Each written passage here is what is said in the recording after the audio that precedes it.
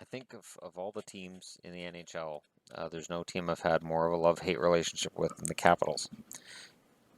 The Washington Capitals in the early 80s, when I started collecting hockey cards, I liked them. Um, I loved Rod Langway. I loved Dennis Maruk. As the years went by, Mike Lee was my favorite goaltender. Don Beaupre was one of my favorite goaltenders.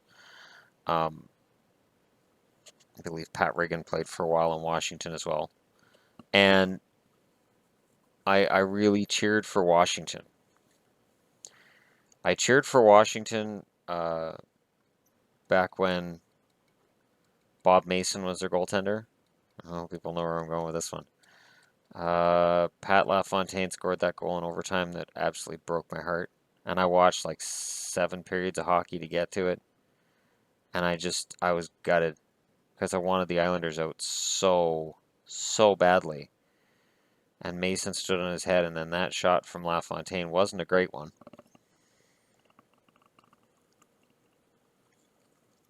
And it was the best game Mason ever played in his career. He's not of all of the Masons. I mean, you have Steve Mason, Chris Mason, Bob Mason, all goaltenders, and I don't think any of them are related. So if your last name's Mason, you go in goal, and your coach won't even like ask you what position you want to play as a kid. It's just, I'm Billy Mason. You're in goal.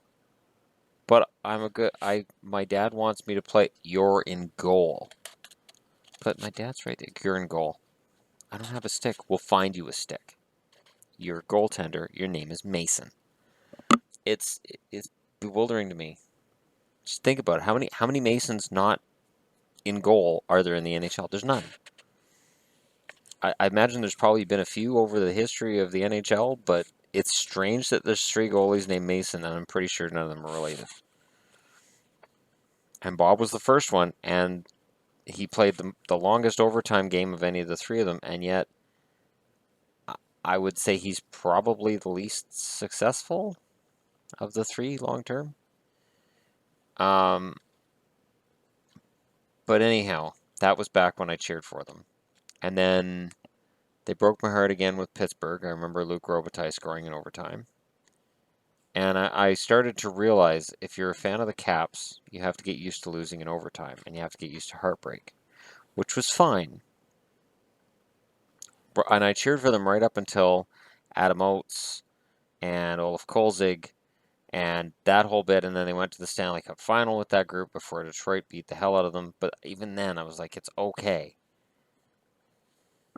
And then they started falling in the standings, and the rebuild started, and I just I just couldn't do it anymore. I'd been heartbroken so many times with this team, I just couldn't do it anymore. And then they got Ovechkin, and I couldn't stand Ovechkin from the first time I saw him. I thought he was a rat-faced little kid, and I didn't like him. The funny thing is, I don't hate Ovechkin now, and there are members of the Capitals I like, but the team in general I still don't cheer for. And I think part of it is because I know where it will end up. It's why at the start of the playoffs, everybody was like, Capitals, Stanley Cup. I said, no, they're the Capitals. You can go back and look through it. It's an old video now, months ago. They're the Capitals. They're not going to win. And people got after me like, what do you mean? It's just like when I said Nashville was going to knock off the Ducks. It was, what do you mean the Nashville's going to knock off the Nashville will knock off the Ducks? They're a great team. Regular season, yes. Postseason, not so much. And the Capitals have this history. And it is a history. It's almost 50 years now of failing. And it's not, let me rephrase that because that's harsh. It's that they have horrible luck. Okay? They have terrible luck when it comes to the playoffs. And it doesn't matter if they have home ice, doesn't matter if they win the President's Trophy, it doesn't matter if they have a Vezina winner, a Hart winner, Art Ross. It just, when it comes down to it, their luck is bad as a franchise. And there are some teams that are like that. There's no better example of that than the Chicago Cubs. Although the Chicago Cubs have been run very poorly as well. And I get the feeling they'll never win anything ever because they're always going to be run badly. Even when they have a winning record, I still know the Cubs are going to choke. But I've stopped really qualifying Ovechkin as being a choker because it's not his fault. And I just think that sometimes the team doesn't play very well for him. I think sometimes this team relies too much on him. Sometimes now I think they rely on him and Holtby. I think there's some of that too. Like, oh, well, our goaltender's fantastic, so we can pace ourselves. No, go for the kill. Part of the reason that the Philly series ended up being 6 games instead of a sweep is they didn't go for the kill. So, all right, to the team though. Up front, their first line: Ovechkin, Backstrom, and Oshie. That is one of the scariest lines in the history of hockey. TJ Oshie is a guy that I cheered for in St. Louis. I like Oshie's game, and it is more than just shootouts. I mean, obviously, the last Olympics and shootouts, he became this big deal because he scores in shootouts. Well, you don't score in shootouts in the playoffs, so I don't care. But he's a very good focused player, and I like him. Second line, Marcus Johansson, Evgeny Kuznetsov, and Justin Williams. And this might be the best second line in hockey. It's up there. It's definitely up there. If Kuznetsov can reach his ceiling, which is, I think, about a point a game, and if Williams can recapture 60, 65 point status, and if Johansson keeps up, they're scary talented. Third line, Burakovsky, Eller, and Wilson. Eller's a good pickup for Washington. I think he'll do well. He's not a goal scorer, not anywhere near, unless you're playing an EA Sports NHL game, in which case he somehow becomes fantastic. They make him like a giant friggin' behemoth, and he scores goals, and it's weird. When is Tom Wilson going to realize his potential? When Tom Wilson was drafted, he was drafted, yes, as a tough player, but as skillful tough player. And I'm wondering if he's gone so far with being a rat at dirty hits and fighting, if the offense isn't going to come. Has he settled into that niche as a fighter and a dirty freaking rat? And believe me, if he does it again this year, I'm not going to let him off the hook, and he'll be probably my most hated player by the end of this year. But I still believe that maybe he's got that offensive potential. I want to see it. I see glimpses of it in the playoffs. I see glimpses of it in games I watch with the Caps, but it's not sustained. Fourth line is Winnick, Beagle, and I've got Connolly in a fourth line spot, and I'm going to go ahead and admit there's an asterisk there. Because there's a guy not in this lineup that I want to see in the NHL. I want to see Jakub Vrana in the NHL. I want to see Jakub Vrana in the third line spot ahead of Wilson and Connolly up in the press box. Connolly I saw for Boston. He's unspectacular. He's a first-round guy who's not playing like a first-round guy and probably never will. But ignore his draft status. Set that aside for now. Connolly's a decent complementary player. And with him Malone up in the press box and Vrana in the lineup, if Vrana's as talented as he's supposed to be, he's the kind of guy that Washington should get into their lineup for the day when Justin Williams loses a step. Could be this year. Could be next year. But they're going to need to make sure that they have enough options. And Vrana could be a fantastic option. Boy, Philip Forsberg would have looked nice in this lineup, though. He really would have. But, them's the breaks. Boy, imagine if Forsberg was on the right side with Backstrom and Ovechkin. Uh-huh. Yeah, I hate to open old wounds there for Washington fans, but that trade still baffles me. And the funny thing is, at the time the trade was made, I remember people defended George McPhee. Well, he needs to make the playoffs now, and he's trading for Martin Erat because he thinks that and that's like, look, Erat's been useless for years. Martin Erat has been an absolutely useless blob for at least 2 years in Nashville. He's not suddenly going to become an offensive dynamo again in Washington. And he wasn't even that much of an offensive dynamo to start with. He was good, never great. And the idea that he could be reclaimed and that you'd give up Forsberg to find out is just, that's just crazy. And the other player they got, Michael Latta, now he's gone too. So there's nothing they have left from that trade.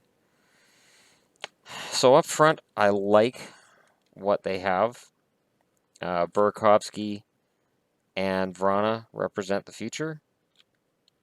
We'll see what they do. On the blue line, we have Carlson, Niskanen, Alsner, Orpik, Orlov, and Schmidt. And I'm saying them all in a row like I did in my last video because if I think your top six are good,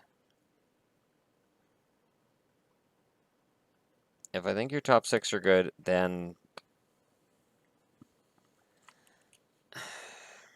I'll say them all in a row because I think they're kind of interchangeable. Carlson clearly is the class of that group, but I love Alsner too. Like Kyle Alsner is one of my favorite defensemen currently. It's so tough not to cheer for this team, but I don't. And Chorney and Bowie I have as the add-ons, the extras. But I could see Bowie making the team ahead of Schmidt. I could see a lot of things happening with this top six. And in net, Holtby and Grubauer. And if there's a better name in hockey than Philip Grubauer right now, that just screams hockey. Although with the name Grubauer, he honestly should be a fourth line enforcer. Nobody screws with Grubauer. So, I love this goaltending tandem. I hope it stays together for years to come. Hopefully Grubauer doesn't, put up good stats and then think, I'm going to go be a starter somewhere. Hopefully he remains as the backup for Holtby and is, handsomely compensated as such. But Braden Holtby is right now the class of the NHL in net. Carey Price is the top guy. But Holtby is close. Now, if Holtby can recreate his Vezina Trophy winning season next year and knock Carey Price off, then next year when I talk about the best goaltenders I've ever seen, Braden Holtby is going to be right up there. Really what's missing for this group is a Stanley Cup. And if they weren't Washington, I would look at this team and say they have an excellent chance. They're Washington. And Washington equals heartache. It's the same as Vancouver. It's the same as St. Louis. To some extent, Toronto. The heartache in Toronto is different. The number of times that Toronto's had a fantastic team and been close have been small compared to Washington, even Vancouver in recent, say the last 10 years, and St. Louis, where St. Louis always looked really good, put together numerous 100-point seasons, and just couldn't get over the hump. Washington hasn't got over that hump. And I want to believe it. I want to look at that lineup and say, yeah, they'll do it this year. But they just keep getting shut out and shut down. And it is hard to believe it. So we'll see. There's so many players I like in Washington. I just don't cheer for them. Just can't. We'll see what happens when the season rolls along. We'll see what happens. I always get accused of being a closet Capitals fan, but we'll back up the train on that one for now, because there's only so much I can handle of heartache. Because I'm promising you right now, if I became a fan of the Capitals and I go out and get a brand new Capitals jersey and new Capitals hat, and I'm like, let's go Caps, and I guarantee you they lose Game 7 in overtime. And then I'm throwing my hat and my jersey on the floor and saying, I knew it. They did it again. They did it to me again. And I can't do it. I am exactly with the Washington Capitals right now, where Toronto Maple Leafs fans are with their management team. I would love to believe, but I can't, because it hurts too much. Washington, up until the Kolzig era, started winding down, and it was just a slow, painful death for the Kolzig era. I loved Ole the goalie. the Capitals would have been my fourth favorite team.